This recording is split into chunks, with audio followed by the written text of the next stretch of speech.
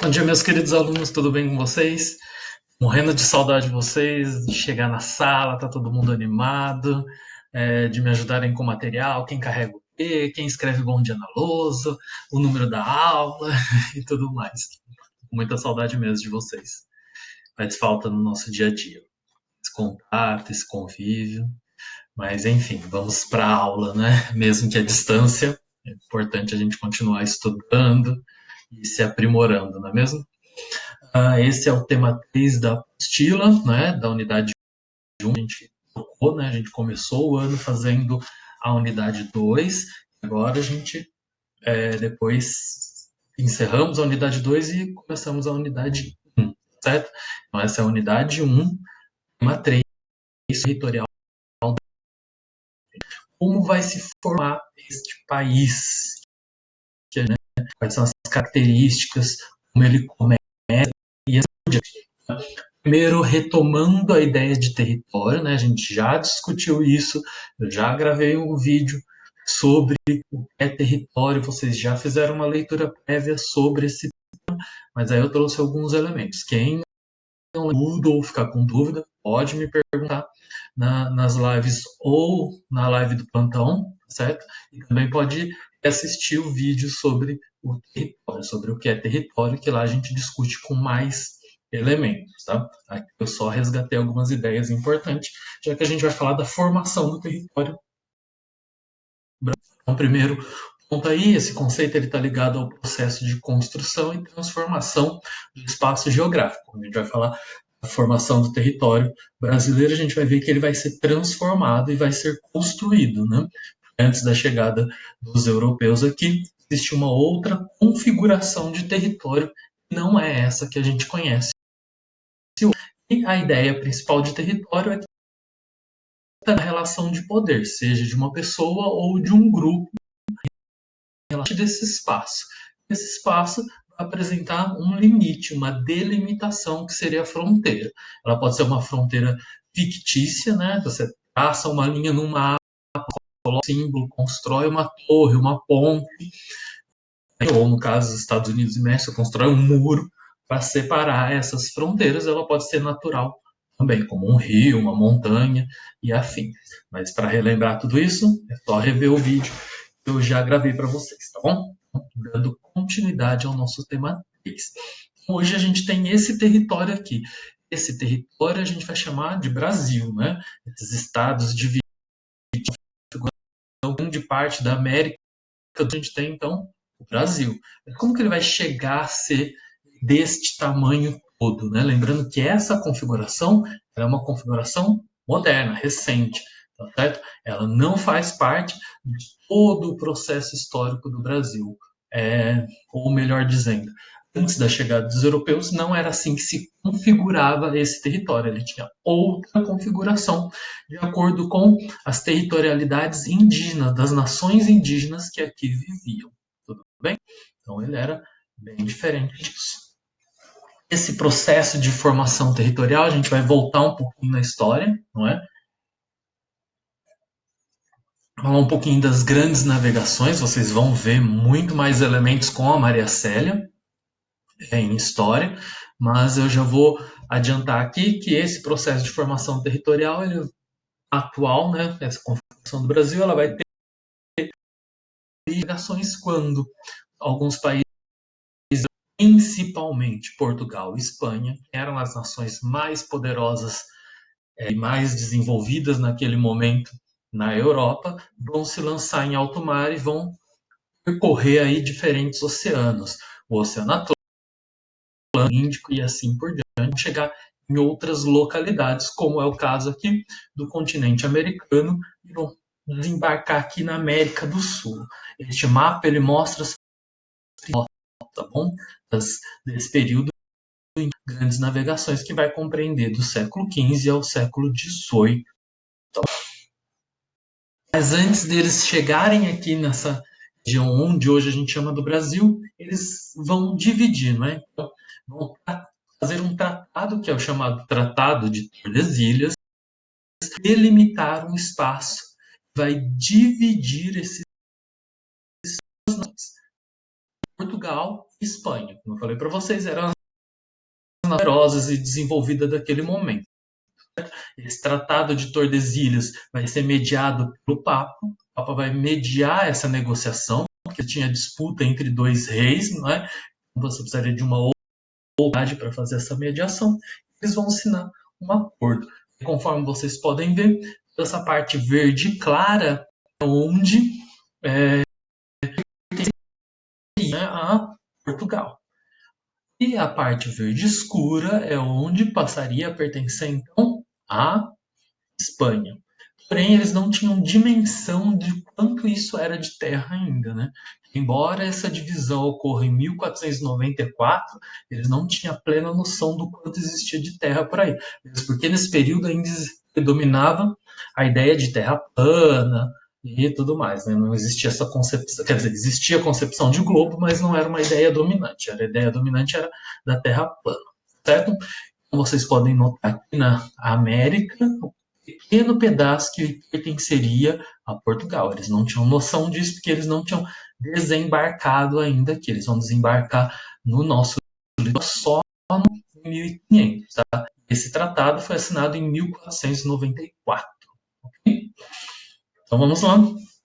Então, aproximando, né, dando um zoom neste mapa, nós temos aqui a América do Sul, né, o subcontinente. É um subcontinente aqui do nosso continente maior, que é o continente americano. Essa parte verde claro seria a parte limite que pertenceria, então, a Portugal. Ele teria esse território até esta linha aqui, esse meridiano, que é chamado, então, de Tratado de Tordesilhas ou Meridiano de Tordesilhas, ok? Então, essa era a parte que caberia a Portugal.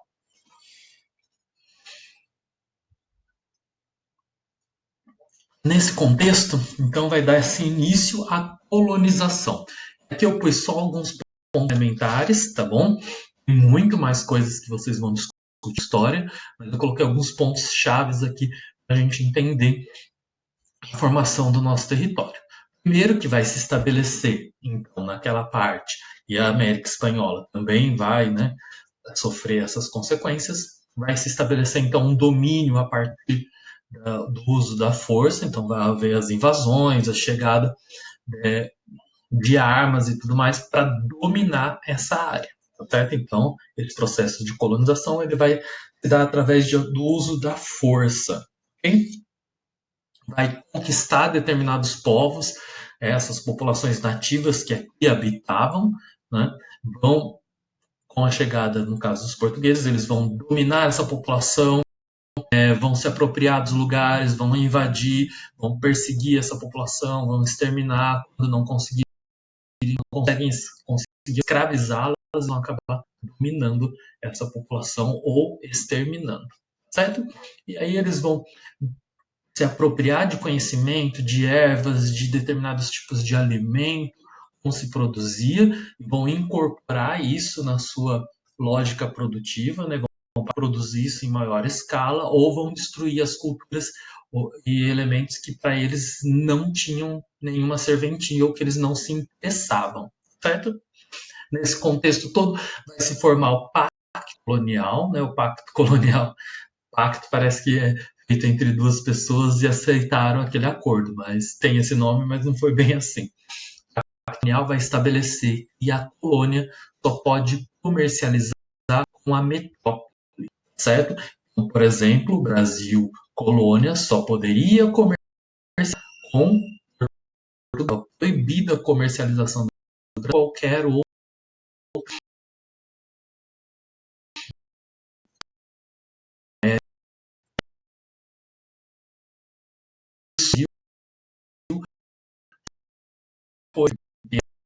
colonial, vai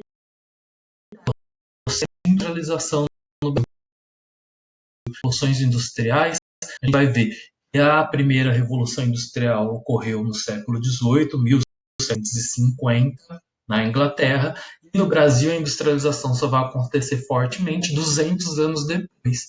Grande parte disso é responsabilidade do Pacto Colonial, que não permitia, então, que o Brasil se industrializasse. Ele teria que comprar tudo de Portugal. E aí vocês vão ver que história que há uma relação de Portugal e Inglaterra, enfim.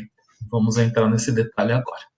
A partir deste pacto colonial também vai se estabelecer, junto às grandes navegações, a Divisão Internacional do Trabalho, DIT, Divisão Internacional do Trabalho. A Divisão Internacional do Trabalho vai estabelecer que a metrópole produz os materiais manufaturados, não é? Ou industrializados depois de um determinado período, e cabe à colônia fornecer matéria-prima, tudo bem? Então a metrópole vende esse produto industrializado com alto valor, não é? E a colônia compra esse produto e fornece matéria-prima.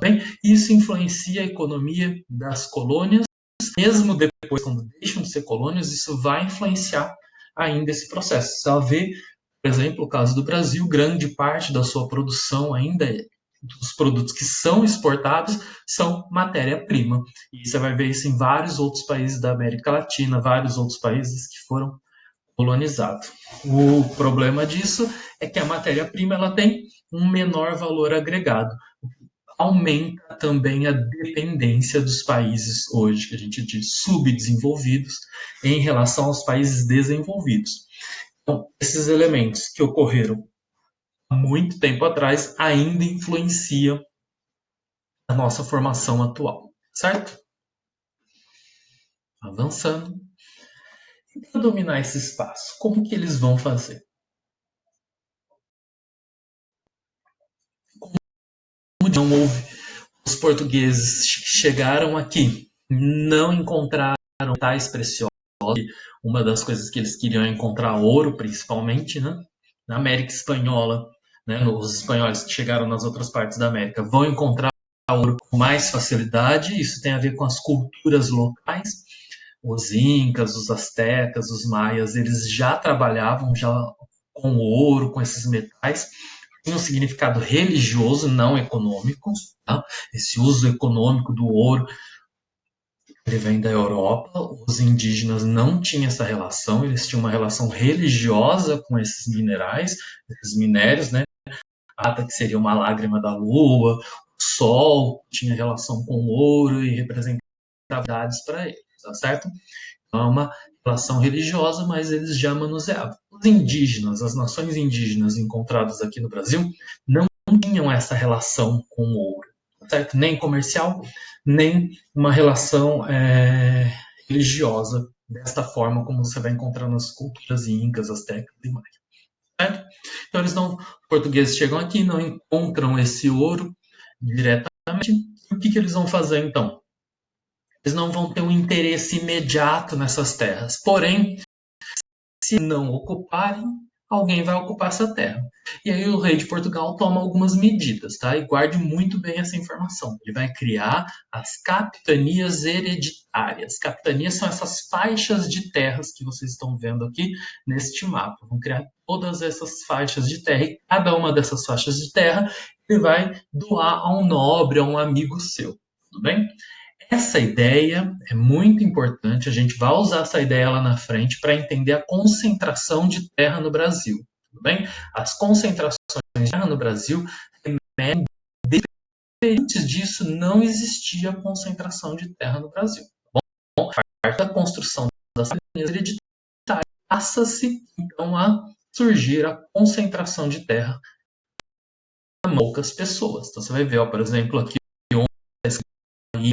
essa faixa de terra pertenceria a uma família. Que foi o que eles precisavam, né? Ser nobre, amigo do rei. Ganhava essas terras. Isso era uma iniciativa do rei para trazer essas famílias para que elas ocupassem esse território e assim garantisse a posse da colônia, né, sobre essas terras e evitar as invasões. Tá? Mas isso vocês vão ver depois. Bom, chama capitanias hereditárias, essas faixas de terras, e a questão de ser hereditária, porque uma vez que você recebia essa terra do rei, você poderia transmitir essa terra aos seus herdeiros. Então, quando os pais falecessem, ficavam para os filhos, ia passando de pai para filho e assim por diante. Tudo bem? Então, guarde essa informação das capitanias hereditárias. Inicialmente, vai haver a concentração da população, da ocupação, né? População não necessariamente, mas da ocupação no litoral brasileiro. E aí, como eles não encontraram realmente ouro e nem, eles vão começar a explorar o que se tinha ali no momento, que é principalmente o pau-brasil, tá? Da Mata Atlântica, na região aqui do Nordeste, principalmente. Tá bom? O mapa que eu vou mostrar a seguir, a partir deste mapa, e os próximos 3 mapas, 4 mapas, eles estão na apostila de vocês, tá bom? Entre página 27 e 29, se não me falha a memória. E, aliás, esses mapas eu extraí de lá. Realmente eles vão ocupar, né, no século XVI, vão ocupar o litoral e vão descendo pelo litoral, formando as vilas e extraindo esse pau-brasil. Depois eles vão começar a introduzir, não é, a pecuária e dar início também ao ciclo da cana-de-açúcar. Então aí a gente já teve 2 ciclos econômicos. O ciclo do pau-brasil, extrair esse pau-brasil e enviar para o existente, quanto a extração do pigmento vermelho, utilizar a produção de tecido, não é? Para atingir tecidos. E depois, no início, a introdução da cana-de-açúcar, a produção de açúcar, que era conhecido neste momento como ouro branco, tá certo? Tamanho era o seu valor comercial no mundo. Aí um detalhe, né? Por exemplo, o fato do brasileiro hoje consumir alta concentração de açúcar vem por esse ciclo de açúcar. O ciclo de açúcar vai transformações não só espaciais, né, desmatamento, grande produção, exportação de açúcar, mas também vai mudar hábitos alimentares que influenciam até hoje. Grandes marcas para conquistar o mercado consumidor brasileiro, Coca-Cola, por exemplo, eles têm que alterar a fórmula dos seus produtos, acrescentando mais açúcar para que o gosto popular eles conquistem o gosto popular desses produtos, tá certo? Então eles alteram sua fórmula, acrescentando mais açúcar, tornando esses produtos mais doces para que o mercado aceite com mais facilidade. Isso é a ideia do ciclo da cana-de-açúcar, alterar nossos hábitos, digamos assim, vai introduzir até hoje esse elemento açúcar nos nossos hábitos alimentares. Tudo bem?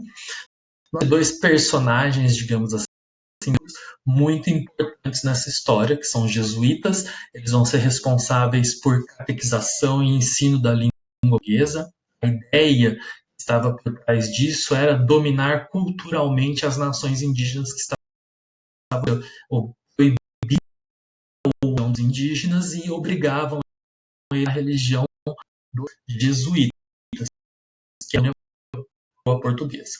Certo? Então, ensinava a eles uma dominação religiosa e uma dominação obrigava também a falar o português. Certo? Os bandidos vão entrar ao território buscando, tentando encontrar ouro, diamante e escravos indígenas. Certo? Então, eles vão atrás mesmo ferozmente de todos esses elementos e isso invadindo a área dominada pelo a área ocupada.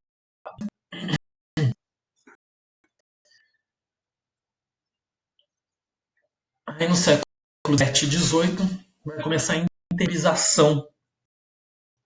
Eles vão sair do litoral partindo do interior do país. Isso vai ter principalmente ação da pecuária, mas também vão criação de gado, vão descobrir ouro em Minas Gerais, diamante, em Goiás também, até o nome do estado, Minas Gerais, as minas onde se extraía ouro e diamante. E vocês notem aqui, onde hoje é a região norte, essa mancha marrom, não é? Que são as drogas do sertão. Tá? Drogas do sertão era o nome, mas não é esse tipo de droga que vocês estão pensando. Era cacau, canela, castanha, ervas para chá, era isso, temperos, né? Essas eram as drogas do sertão. De barco, tudo bem? Notem que é muito mais fácil entrar pelo Rio Amazonas do que ir para o interior do Oriente por terra, como eles não ocupam essa área central primeiro. Notem também que eles atravessaram o Tratado de Tordesilhas, não é isso? Descumpriram o acordo feito entre Portugal e Espanha. Isso vai trazer algumas complicações. Por outro lado, essa facilidade de entrar aqui teve a ver com quais elementos? Aqui, ó, no nosso extremo oeste, tem a Cordilheira dos Andes, não é? Que impedia que os espanhóis entrassem por ali. Então, os espanhóis não conseguem ocupar essa região, onde é a região norte, logo de cara, porque eles teriam que transpor a Cordilheira dos Andes, que era muito difícil naquele período. Por isso, Portugal vai sair na frente. Mas aí cria-se um impasse. Então você está invadindo terras novamente, né, porque já invadiram as terras indígenas, invadindo terras de acordo com o Tratado de Tordesilhas, pertenceriam à Espanha. Então, eles vão ter que fazer um novo tratado, chamado Tratado de Madrid, em 1750. O Tratado de Madrid vai estabelecer novos limites, não é? Esses novos limites vão se configurar, aparece já com o mapa do Brasil atualmente, né? Vão dar uma nova configuração territorial. Ele vai ser baseado num direito romano, num princípio romano ut possessidis. Esse direito romano, basicamente, a tradução dele seria quem pegar primeiro é dono, tá? Vir primeiro é meu. A ideia é essa. Ou seja, quem ocupar primeiro o território, estabelecer ali estabelecer nesse território uma ocupação, vila, exploração, passava a ser dono desse território. Neste momento, a Espanha já dominava praticamente todo o continente americano, salvo algumas exceções, como essa parte do Brasil, né, onde é o Brasil, algumas partes no norte, que tinha a França, a Inglaterra, mas a Espanha que dominava grande parte de tudo, e Portugal acabou conseguindo conquistar essa grande parte aqui de terra. Tudo bem? Vai se dar continuidade, né? Esse limite verde passejado é o limite do Tratado de Madrid, que o Brasil ultrapassa esse limite, né? Isso vai ter a ver mais com configurações atuais eu digo já século XIX, século XX, onde vai ter acordos, firmamentos de fronteira e tudo mais. Aqui a gente já vê como vai se formando novas vilas, novas cidades, não é? As e aí vai dar origem, então, que a gente conhece hoje como Brasil, tá bom? E o ciclo vai se desenvolvendo. Começa a se introduzir, então, o algodão aqui no Nordeste, principalmente, para atender as indústrias que estão a todo vapor na Inglaterra, principalmente. A Inglaterra é o primeiro país a se industrializar, é lá que ocorre. As primeiras indústrias a surgir são as indústrias têxteis, as indústrias que vão fabricar tecidos a partir dessa matéria-prima algodão. Lembra? Divisão Internacional do Trabalho, o Brasil vai fornecer, então, o algodão para isso. Não só o Brasil, né? Mas esse é um dos elementos. E no século XIX a gente vai ter outro ciclo já em andamento, que é o ciclo do café, a introdução desse ciclo do café. Um detalhe desde o período do ciclo da cana-de-açúcar, já foram introduzidos os primeiros africanos no Brasil. Eles foram trazidos para cá em condição de escravo. Os indígenas eles vão enfrentar os portugueses, muitos vão acabar sendo mortos, vão resistir ao trabalho posto pelos portugueses, porque a noção de trabalho do indígena é diferente da noção de trabalho dos portugueses. Os portugueses queriam pegar o máximo que eles conseguiam, explorar o máximo que eles conseguiam, consumir tudo que eles pudessem e produzir riqueza a partir disso e voltar para a Europa com essa grande quantidade de riqueza. Então, os indígenas eles têm uma relação mais harmoniosa com a natureza. A existência deles está ligada com a existência da natureza. De certa forma, nós também, né? Se a gente destruir todo o meio ambiente, o que vai acontecer com a gente, né? Vocês sabem, estão vendo aí as mudanças climáticas, entre outras coisas, né? Poluição atmosférica e tudo mais. E os indígenas eles têm uma relação mais harmoniosa. Eles retiram da natureza somente o que é necessário para a sua existência. Então, eles não vão produzir um monte, eles não vão lá no rio, vão pescar toneladas de peixe, esse peixe e ir comendo conforme sente fome. Não, eles caçam a partir daquela caça que é necessário para algumas refeições, eles utilizam. Eles só vão caçar de novo quando eles sentirem essa necessidade. Eles não vão caçar e acumular um monte de carne ou de pesca ou retirar uma grande matéria-prima da natureza e deixar guardado, acumulado para fazer riqueza. Eles vão retirando de acordo com as necessidades dele. Isso permitia que a natureza se recomponha, não ia causar um impacto destrutivo na natureza. Então eles resistiam a essa ideia de trabalho em excesso que Portugal queria impor. Para solucionar este problema, que é um problema para os portugueses, né, eles vão trazer então os negros africanos para cá em condição de escravos, tá bom? Para suprir essa sua necessidade de mão de obra. E aí a gente vai configurar parecido que a gente tem hoje, lá no século XIX, a gente tem hoje, no século XXI, do Brasil. Tudo bem? Esses são os elementos básicos da formação territorial do Brasil. Alguns pontos a gente vai retomar futuramente e vai aprofundar algumas características, principalmente a formação de fronteira. Tá bom? Mas isso quando a gente vê geopolítica. Nosso próximo tema vai ser a regionalização, não é? Aí a gente vai pular para o Estado moderno e já vai ver as regionalizações mais recentes, ok?